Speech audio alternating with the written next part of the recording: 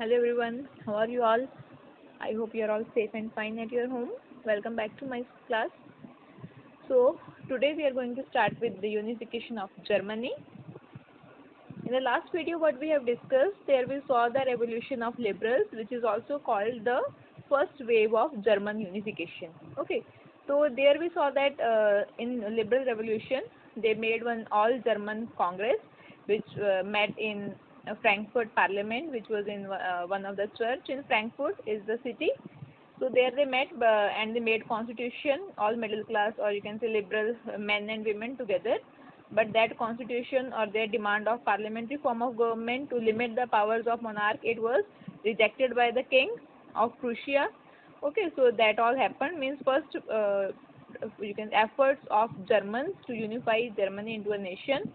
It was suppressed by the conservatives or you can say other forces such as army etc. So now we will see the final unification of Germany. The nationalism that had rose before 1848 soon moved away from its association with democracy and revolution. Now the nationalism till 1848 which we have seen, it was associated with democracy and revolution, right? Means all people, those who were involved in those revolutions, they wanted democracy and revolution.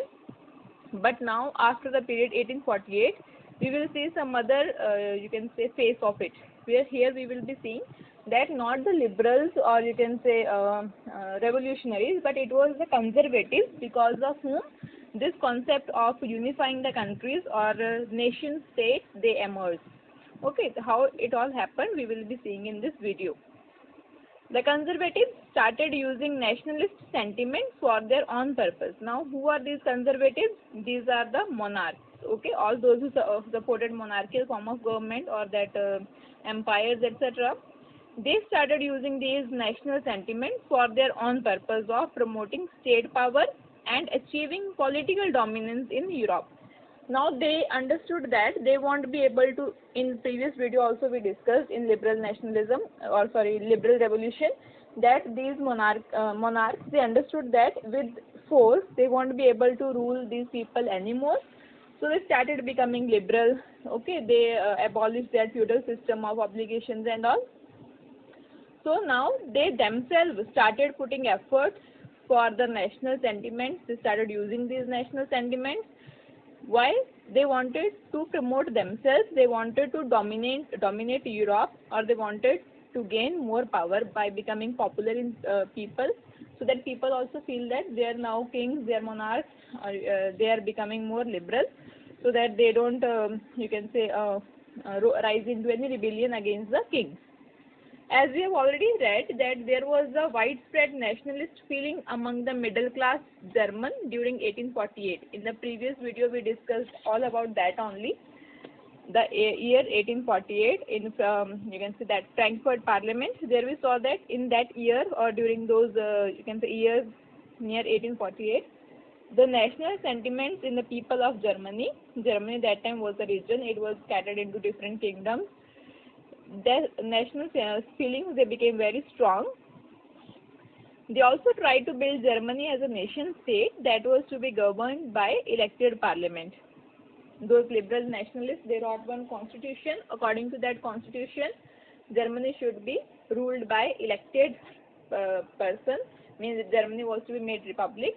Okay, so there should be elected parliament also. Although their attempt, it should be THEIR. Okay, there is one mistake. Their attempt was suppressed by the combined forces of monarchy, military that were supported by the landowners of Prussia, known as Junkers. We will be seeing Prussian map just wait. So that attempt was suppressed by monarchy and military.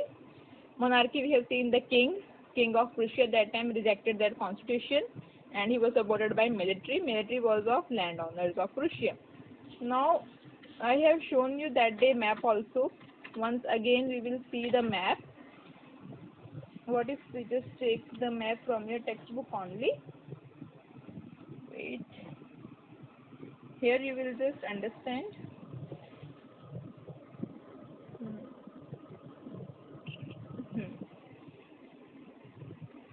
This is Prussia.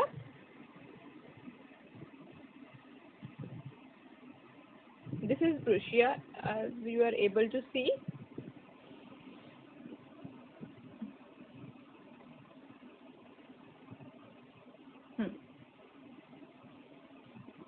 This purple color you are all able to see, this is Prussia. Okay, and here also this purple color which they are showing, here also this there was the influences of Prussia and people of speaking German. Okay, they were living here also, here also. Okay, and this part, it was under the Holy Roman Empire. Okay, Roman Empire. You might have heard about Roman Empire. So this was Prussia. Prussia was very strong power there that time. This was Roman Empire, and here you can see Austrian Empire. Austria also was very strong empire that time. Okay. So now the parts of Germany, they were scattered here and here and in small kingdoms. You can see these small green and this cream color, this orange color. So parts were scattered like this. Okay. So okay, here also we can see in this map as well. This is Poland, Austrian monarchy, Kingdom of Prussia. Now then Germany, Saxony. Okay, here we have France, here we have Belgium, this is Italy. Okay, so this was to be here. Okay, so Germany, few parts are here, few are here. Okay, so these areas, people speaking German, they were scattered. And this area, which is this area here in this map, it is shown in blue color. Many states in this place. There were many small kingdoms or many small places. Okay, so they were under different regional kings and all. Okay, so now from then means from when? After that, the revolution of liberals, it was suppressed by King of Prussia. After that, Prussia emerged as a powerful leader that unified Germany. Means the king of Prussia did not let liberals have that credit of unifying Germany, and also they did not want that these liberals will have the credit, and then the monarch will no more be, you can say, popular amongst people also. So the monarch wanted him to rule Germany as unified nation. So after that, Prussia emerged as a powerful leader that unified Germany. So now Prussia itself started efforts to unify Germany. Okay. So now that time the king of Prussia, he gave this responsibility to the commander Otto von Bismarck, who is considered as the architect of this process, unified Germany, with the help of military. So now question arises, can army be the architect of a nation? Mostly 5-mark question comes on the unification of Germany in this way only. Can the army be architect of a nation? Actually architect means those who build the homes and all, right, buildings, etc. So can army be also the architect of nation? So the question comes like this, prove the statement or discuss the statement. Okay, we will now discuss. This is again that part which you can see here are very small states, and this is to be made Germany scattered. To understand this, we should discuss about Otto von Bismarck first. Otto von Bismarck was chief minister of Prussia at that time. Prussia, we have seen, it was very powerful region or kingdom, and it took the responsibility of unifying Germany. The king of Prussia gave that responsibility to the chief minister of Prussia, who was Otto von Bismarck. His ultimate goal was to unite the German state into a strong German empire with Prussia at its core. Now, what is the goal? To unite Germany. Now, when Germany gets unified, it should not happen that Prussia loses its control over the unified nation, Germany. So, goal is also to make Prussia as its core, means as its center, orbit. Okay. So he never favored for liberalism and democracy. He rather used military force to unify Germany. He was not in the favor of liberalism nor in democracy. Okay, this was the reason he also opposed the revolution of liberals. So he was not in this he was not in the favor of these democratic ideas. He always believed in military force to unify Germany. Okay, because he had already seen the liberal revolution and other efforts of the liberals or revolutionaries. They always failed to unify the countries, or you can say to convert the monarchies into parliamentary forms of government. So his belief was in military force, with the use of force to unify nations. So here we have Bismarck's goal: unify northern German states and strengthen Prussia. So his major aim was to unify Germany. Okay, then by unifying Germany, Prussia will get more power and weaken the liberal faction. The liberal section of society he wanted to weaken. Now, Bismarck, who was considered the architect of this process, took the help from Prussian army and bureaucracy. One more question also comes: who is considered as the architect of German unification? So it will be Otto von Bismarck, the chief minister of Prussia. So this work he completed with the help of Prussian army and bureaucracy. 3 wars were fought in the time span of 7 years with Austria, Denmark and France. Now parts of Germany, means German speaking people, means the regions where German speaking people were living, they were under Austria, Denmark and France. Means the parts were scattered, people were scattered. German speaking people were in parts of Australia also, in Denmark also, or in France also. Okay, so Prussia had to fight 3 wars spread in the time span of 7 years. 7 years doesn't mean that day and night they were fighting, but in these 7 years, 3 wars were fought against these countries: Austria, Denmark and France. Austria, that time it was very powerful kingdom. So the result of these wars was Viceroy of Prussia, victory of Prussia, and the unification of Germany. So after the struggle of 7 years, finally they get all these parts from these countries. Actually not countries, we must say these kingdoms, and Germany got unified. Okay, so there were processes that they got part from Austria, then how did Germany look like, then from Denmark, then France. Here we can see that. Now in your books part it is given. First is, first this purple color is Prussia before 1866. Then this yellow part, this cream color part, this portion, it is conquered by Prussia in Austro-Prussia War in 1866. Okay, in 1866 this part was taken up by Prussia from Austria. This otherwise it was under this Austrian Empire. Then another comes this color, green color. It is Austrian territories excluded from German Confederation in 1867. This green part, Austrian territories these are.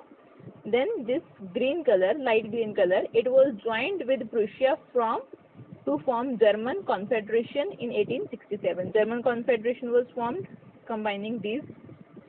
Then this orange reddish part, it was South German states joining with Prussia to form German Empire in 1871.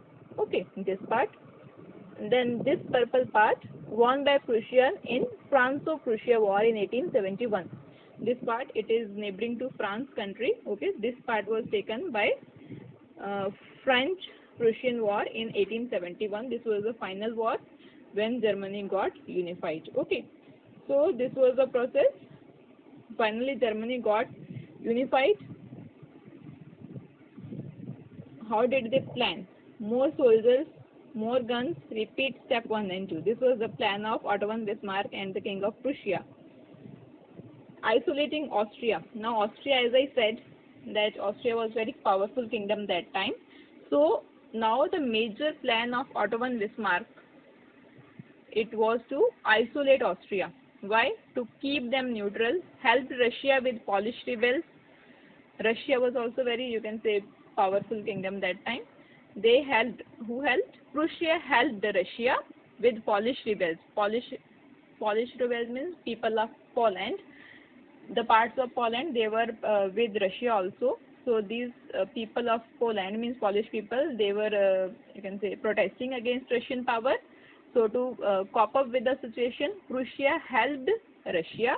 So when Prussia helped Russia, then Prussia got help from Russia against Austria. Okay, so means Prussia is now helping Russia to get help against Austrian Empire. Supported France claim to Belgium. Now parts of Belgium, they were under France also. They supported France also to gain Belgium. So then against means that they got that part of Germany from France also. So they adopted different strategies to unify Germany. So what happened? Finally, Germany got unified. In January 1871, William I was the king of Prussia. The Prussian king was proclaimed as a German emperor in a ceremony held at Versailles. Versailles is a place in France. If you remember, we have studied in class 8, Palace of Versailles. Okay, so in France, that one you can say ceremony was held, where the king of Prussia, as Prussia became the major, or you can say Prussia played the major role in German unification as its core. So Prussian emperor, whose name was William I, was proclaimed, means was declared as the emperor of the German Empire now. Germany country. So on 18th January 1871, an assembly of princes. So the princes of German states, means as we have seen, Germany was divided into different states that time.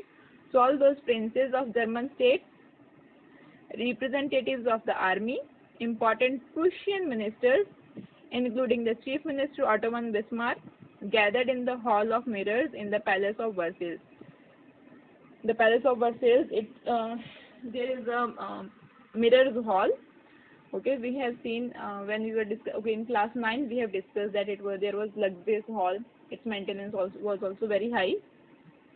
In that palace, all these people met. There was a ceremony where all these people from German princes, representatives from army, Prussian ministers, Otto von Bismarck and William I, Kaiser. Now in Germany, as you can say, what was that? Tsar, Nicholas II. In Russian language, king is known as Tsar, T-S-A-R. Okay, in Germany, king is said as Kaiser. Okay, so King Kaiser.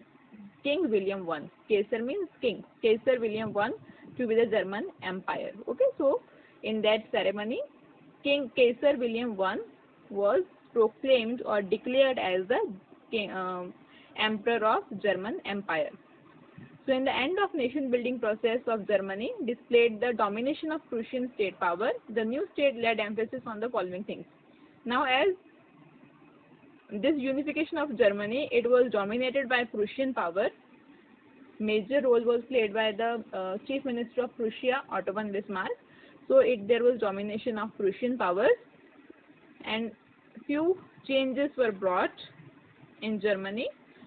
It laid emphasis on modernizing everything, modernizing the currency, banking system, legal and judicial system in Germany. So these were the major changes. Changes were brought in currency, banking and legal and judicial system. Prussian measures and practices later on became a model for the rest of Germany. So all these measures brought by the Prussian Empire, they became the model, or you can say on these steps, footsteps on the other governments, steps of the governments which came into existence after that in Germany. They followed those measures as a model. Okay, so with this we are done with the unification of Germany. If you have any doubt, please write to me in the comment section. I hope you have understood. Then too, we will just take a quick recap. We have started with that in Germany.